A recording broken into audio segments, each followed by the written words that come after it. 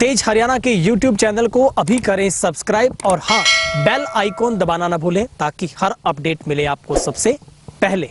नमस्कार, तेज हरियाणा से गुरविंदर पन्नू। इलाहाबाद उपचुनाव से जुड़ी हर हलचल हम आप तक पहुंचा रहे हैं। दरअसल इस वक्त मेरे साथ महिला मोर्चा के जो प्रदेश सचिव यानी मंत्री हैं वो हमारे साथ हैं और इससे पहले चर्चा ये थी कि निताशा राकेश सिन्हा, क्योंकि नामांकन में उनकी जिस तरीके से प्रत्याशी के साथ उस वक्त दूरी थी, उसके बाद कई तरीके के सवाल खड़े हो रहे थे, मगर अभी वो हमें कार्यालय में मिले हैं और यहाँ पर तमाम उनकी जो महिला मोर्चा की टीम भी उनके साथ है। निताशा जी, सबसे पहले आपका बहुत बहुत स्वागत है। Thank you. क्या नज़र आ रहा है आपको? पहला आपका मैं सबसे पहली प्रतिक्रिया आपके जानना चाहूँगा। महिला मोर्चा की तरफ से आप प्रतिनिधित्व करते हैं, अभी हाल ही में आप मुख्यमंत्री जी से भी मिलकर आए हैं और पहला उपचुनाव एक तरीके से बीजेपी की पहली अग्नि परीक्षा उपचुनाव की किसान आंदोलन के बीच में कैसे दिखते हैं? देखिए, भारतीय जनता पार्टी का हर एक कार्यकर्ता सैनिक रूप में काम करता है और जो भी सेनापति दे दिया जाता है उसके पीछे चलता है। और भारतीय जनता पार्टी का हमेशा से ही एक ही मकसद रहा है कि हमें भारतीय जनता पार्टी कार्यकर्ता होने के नाते हमें डोर टू डोर जाना है, घर घर जाना है और घर घर जाके हमें हमारे कमल का फूल खिलाना है। उसी नाते पूरी महिला मोर्चा की टीम यहाँ पे है और घर घर जा रही है, डोर टू डोर जा रही है। बहुत अच्छा रुझान है और डेफिनेटली जो मैं हमेशा से कहती हूँ कि इलाहाबाद के अंदर डेफिनेटली अब की बार कमल का फूल खिलेगा और 100% खिलेगा। शुरुआत में हमने देखा कि जैसे ही टिकट की लाइन में तो आप भी थे, क्योंकि इससे पहले सबसे पहला नाम आपका आ रहा था और भी लोग थे। हालांकि प्रदेश अध्यक्ष ने कहा कि 17 लोग हमारे पास थे।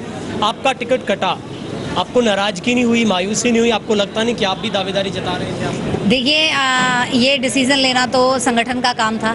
संगठन ने जो उचित समझा वो किया और हम तो संगठन के कार्यकर्ता हैं, तो संगठन की दृष्टि से देखते हुए जो संगठन ने तय किया हमें वो मंजूर है।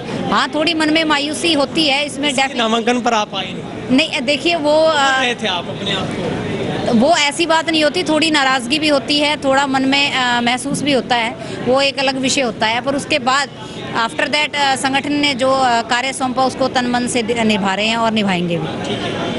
अभी आपको क्या लगता है, आपका डेब्यू तो सीधा ही इस उपचुनाव का किसान आंदोलन के साथ हो गया, कैसे देखते हैं? जगह जगह पर विरोध हो रहा है, पहले तो कार्यालय खुलने तक की नौबत थी, लेकिन अब तो चलो यहाँ पर रौनक लौट कर आई है। कैसे देखते हैं इन परिस्थितियों में किसान आंदोलन? देखिए, अगर आप कार्यालय की आप चारों तरफ देख रहे हैं तो इतनी मेरे को लगता है रौनक कहीं किसी और कार्यालय में आपको नज़र नहीं आएगी। और जहाँ तक बात है विरोध की, जो इलाहाबाद की जनता है बहुत समझदार है और आज की जनता जागरूक जनता है और इस चीज़ का मेरे को लगता है जो असली जवाब होगा वो इलाहाबाद की जनता ही अपने वोट से देगी।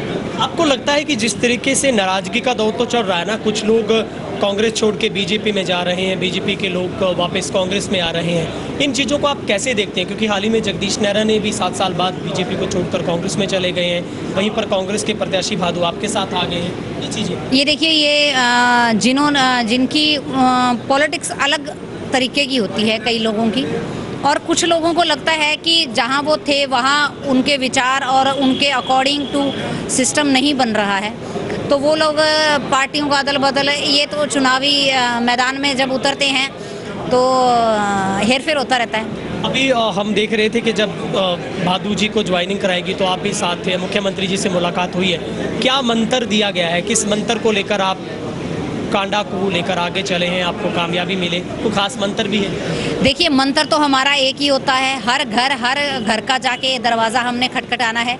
ये संगठन का हमें दिया हुआ बहुत पुराना मंत्र है कि अगर हम डोर टू डोर स्टेप पे चले जाते हैं तो डेफिनेटली हमारे जो एक वोटर्स होते हैं इस चीज़ के लिए सोचते हैं कि हमारे डोर टू डोर कौन आया है। और जहाँ तक माननीय मुख्यमंत्री जी की बात है तो हम विशेष रूप से उनका धन्यवाद भी करने गए थे। अभी उन्होंने हमारी जो शेरावाली नहर है उसके लिए जो हमें एक सौगात नहीं, हमें मैं ये मान के चलती हूँ कि हमें लाइफलाइन दे दी है उन्होंने। और साथ में ही पोड़का के अंदर जो चिलकनी सब माइनर का काम, जो प्रोजेक्ट मैंने उठाया था, माननीय मनोहर लाल जी ने उसको भी हरी झंडी दे दी है। तो ऐसे कुछ मेन काम थे जो काफ़ी समय से मैंने प्रोसेस में डाल रखे थे, तो वो अभी कंप्लीट हुए हैं और इलेक्शंस के बाद उनके ऊपर वर्किंग भी शुरू हो जाएगी। क्या माना जाए कि निताशा ग्राउंड में भी नजर आएगी, डोर टू डोर कैंपेन करती कांडा के साथ? क्योंकि आप पिछले चुनाव में ग्राउंड में नहीं दिखे थे, आपने जिम्मेवारी को निभाया लेकिन बहुत गुप्त तरीके के साथ। इस बार आप दिखेंगे? देखिए, जिम्मेवारी निभानी ज़रूरी होती है, चाहे आप गुप्त होके निभाएं चाहे आप ओपन होके निभाएं। और जहाँ तक मेरी बात है तो मैं संगठन की कार्यकर्ता हूँ। संगठन ने जहाँ संगठन को ये लगता है कि हाँ मेरा उपयोग हो सकता है, तो मैं उस जिम्मेवारी को निभाने के लिए तैयार हूँ और पूरी तरीके से निभाऊंगी, चाहे वो फील्ड की हो, चाहे ऑफिस की हो, चाहे जहाँ मर्जी मेरी ड्यूटी लगे। अभी किसान आंदोलन की वजह से गांव-गांव विरोध हो रहा है, लेकिन अभी संयुक्त किसान मोर्चा की तरफ से इसके ऊपर सवाल उठाया गया कि ऐसा नहीं होना चाहिए। आपको लगता है कि गांव-गांव जाना अब आसान हो जाएगा बीजेपी के लिए, बीजेपी के वर्करों के लिए, तमाम नेताओं के लिए? कैसे देखते हैं? देखिए, ये लोकतंत्र है। लोकतंत्र के अंदर सबको अपनी बात रखने का एक मौका देना चाहिए। मैं सिर्फ इतना कहना चाहूँगी कि चुनाव आते जाते रहते हैं, ये चुनावी दंगल चलते रहते हैं, लेकिन ऐसी परिस्थितियों में हमें हमारा आपसी भाईचारा कभी नहीं खोना चाहिए, चाहे वो किसी भी पार्टी का प्रत्याशी हो। मैं सिर्फ ये नहीं कह रही भारतीय जनता पार्टी का, मैं ये कह रही हूँ कि हर एक पार्टी के कार्यकर्ता को उनके विचार सुने और विचार सुनने के बाद जनता तय करे कि उसको क्या करना चाहिए। और जनता हमेशा से परमात्मा का रूप होती है, जनता जो तय करेगी वो सब मान लेंगे, लेकिन उनको अपनी बात रखने का मौका देना चाहिए। अभी ऐसे वक्त में महिला मोर्चा है जो आपकी, क्या भूमिका निभाता नजर है? महिला मोर्चा हमेशा से ही अपनी 100% भूमिका निभाता है और इस उपचुनाव के अंदर महिला मोर्चा की बहुत विशेष भूमिका रहने वाली है, क्योंकि डोर स्टेप पे महिला मोर्चा आप देख रहे हैं पूरी टीम उतर चुकी है और ये डे 1 से उतरी हुई है और ये एंड तक जाएगी। क्या फीडबैक नजर आ रहा है? फीडबैक बहुत अच्छा है, लोगों का रुझान बहुत अच्छा है। लोग अब की बार चाहते हैं, लोगों के मन में है, लोग इस चुनाव का इंतजार कर रहे थे, क्योंकि अब की बार वो मन बना चुके हैं कि एलनाबाद की जो जनता है उसको, जो उसके ऊपर एक धब्बा लगा हुआ है कि हमेशा ही विपक्ष में बैठी रहती है, अब की बार ऐसा नहीं होगा। भारतीय जनता पार्टी का यहाँ पे कमल का फूल खिलेगा। मगर इसी बीच में तो गांव-गांव से विरोध के बातें सामने आ रही है ना, फ्लैक्स नजर आ रहे हैं कई गाँव के अंदर कि यहाँ पर जेजेपी बीजेपी बैन है, नहीं घुस सकते आप। गांव-गांव से ये रिपोर्ट कह रही है कि भाई कहीं भी वोट दे देंगे, बीजेपी जेजेपी को देंगे। ऐसी स्थिति में उन लोगों को कैसे मनाएंगे? देखिए, मैंने जो अभी आपसे पहले भी कहा कि जो हमारी एलनाबाद की जनता है बहुत समझदार जनता है और जब वो विचार कर रही है, उनके मन में है कि हमें भारतीय जनता पार्टी जेजेपी का जो साझा उम्मीदवार है उसको उतारना है, तो उसको हमें जिताना है, वो मन बना चुके हैं।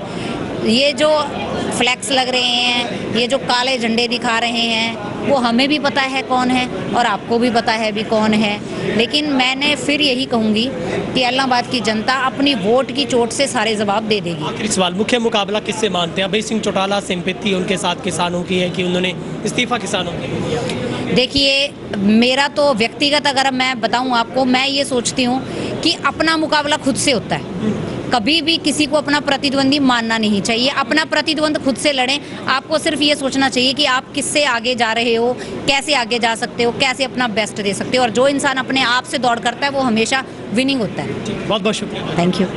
हमारे साथ बीजेपी की तरफ से महिला मोर्चा के जो प्रदेश मंत्री हैं निताशा राकेश से हमारे साथ बातचीत कर रहे थे। निश्चित तौर पर चुनाव बेहद रोचक मोड में है और आगे आगे देखते हैं किस तरीके का होता है। किसान आंदोलन भी है और इसी वजह से ये चुनाव हो रहा है। तीनों के बीच में महामुकाबला जारी है। ये 2 तारीख का वक्त नवंबर जब होगा तब तय होगा, ईवीएम मशीन तय करेगी आखिर कौन एलनाबाद को जीत पाएगा। कैमरामैन हेमंत के साथ गुरविंदर पन्नू, तेज हरियाणा, एलनाबाद। सिरसा का लक्ष्य कोचिंग क्लासेस बना। एकमात्र विश्वसनीय संस्थान लक्ष्य कोचिंग क्लासेस में हरियाणा राजस्थान की बेहतरीन टीम के द्वारा अध्ययन करवाई जाती है। ऑफलाइन क्लासेस उपलब्ध, साथ ही अनुभवी टीम द्वारा निशुल्क स्टडी मटेरियल भी करवाया जाता है। उपलब्ध हरियाणा का एकमात्र संस्थान जिसने सबसे ज्यादा बेरोजगार युवाओं को दिलवाया रोजगार बिना देरी। आज ही चुनिए अपना लक्ष्य कोचिंग क्लासेस, सिरसा नजदीक बस स्टैंड, ऑपोजिट तलवार हॉस्पिटल।